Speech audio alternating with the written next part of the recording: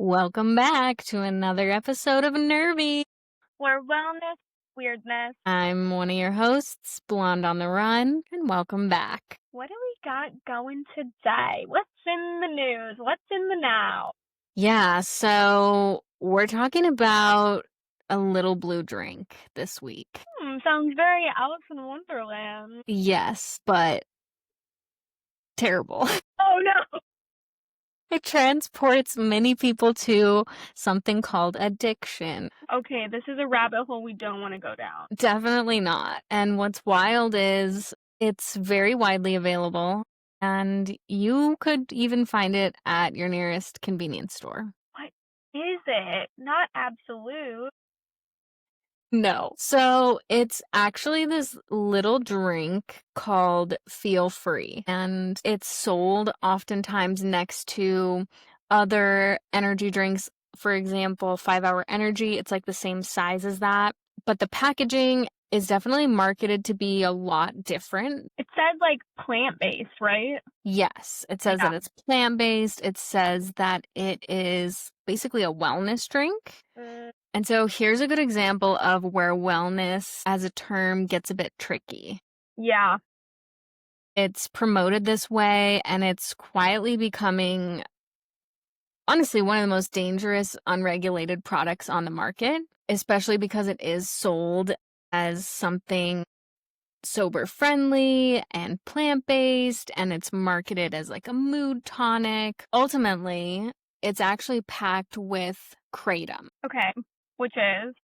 Which is a psychoactive substance that actually binds to opioid receptors. So many people have probably heard the word opioid at this point. You know, the addiction numbers throughout the United States are overwhelming. And because kratom binds to those same receptors, people are experiencing serious addiction levels as a result of drinking this Feel Free that they think is going to be akin to a ginger root shot or something like that. right, or like a healthy Celsius.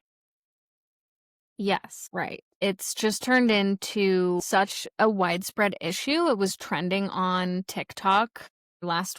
Yeah. Yeah, what were you seeing? Seeing someone who posted a video saying, walked outside the convenience stores and all the kids said, "Ooh, he's got that Feel Free." And then he looked it up to be like, what is this? Why are the kids excited? And he was like, oh no. Yeah, And threw it out. totally. There have been reports of teens and kids standing outside of gas stations asking for people to buy it for them. And there's been a lot of folks who I think thought that they were doing something wellnessy, healthy for themselves, thinking that it's like a plant-powered derivative, and in fact ended up in like deep throes of addiction. Like I was seeing multiple posts of folks who are like, I used to have to travel with an entire suitcase of Feel Free because I didn't know if I would have access to it where I was, and I was like taking, I was drinking like 20 of these a day or whatever the case may be. A lot of people have reported that they developed a tolerance to it and would require more over time.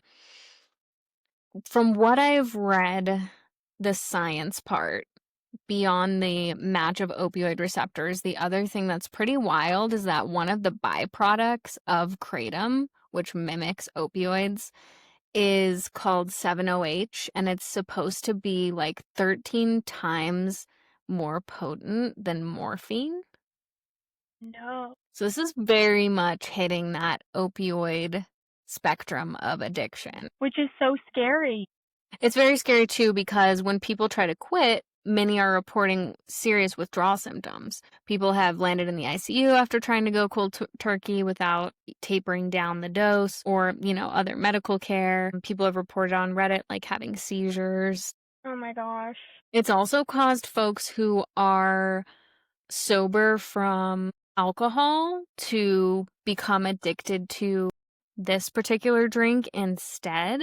In fact, I even read a bit on a case where a man sued because the Feel Free symptoms were so intense that he actually turned to alcohol to cope with the addiction, and he was sober previously. My gosh. Yeah. So, The Guardian, LA Times, all these publications have recently been saying that Feel Free is a wellness drink that has ruined people's lives. Mm, And I think what's bringing it up in the news again is there's actually a class action lawsuit that's happening as a result of this. wow. It's also interesting because public health officials are saying that kratom generally is an emerging public health threat. I don't know if you've ever driven by a vape shop or something and they're advertising selling kratom. It's not just in Feel Free, it's also sold in many states legally, without needing any sort of prescription or without any real regulation, even in terms of like how much you could purchase. Yeah, it's not something that had been on my radar before, and I was honestly surprised to see that California had Feel Free in the area because California is pretty quick to regulate things. But now I feel that it's been brought to my attention. I will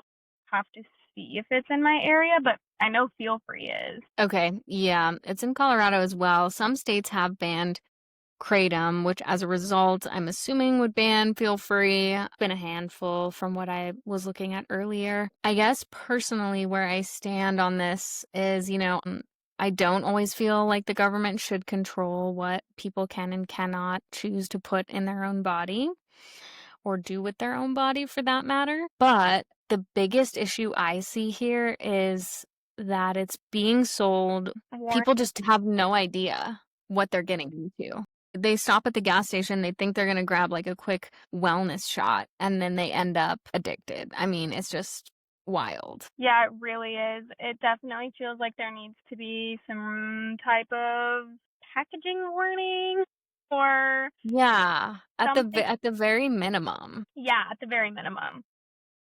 Yeah.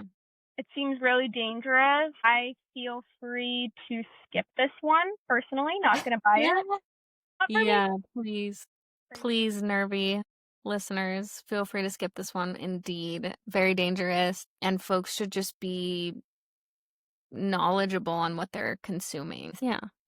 So, this week I thought was a good example of a dangerous wellness trend or something that's being marketed under the scope of wellness that truly isn't and has more capacity to make you unwell than anything. We look forward to having you read our newsletter, which you can subscribe to on Substack. You can also catch our long form video on her YouTube, and you can Yes. find us on Instagram, TikTok, all the things. I'm at Weirdo Hour, I'm at Blonde on the Run. and we'll see you next week for an episode of Nervy. Stay weird. Stay well.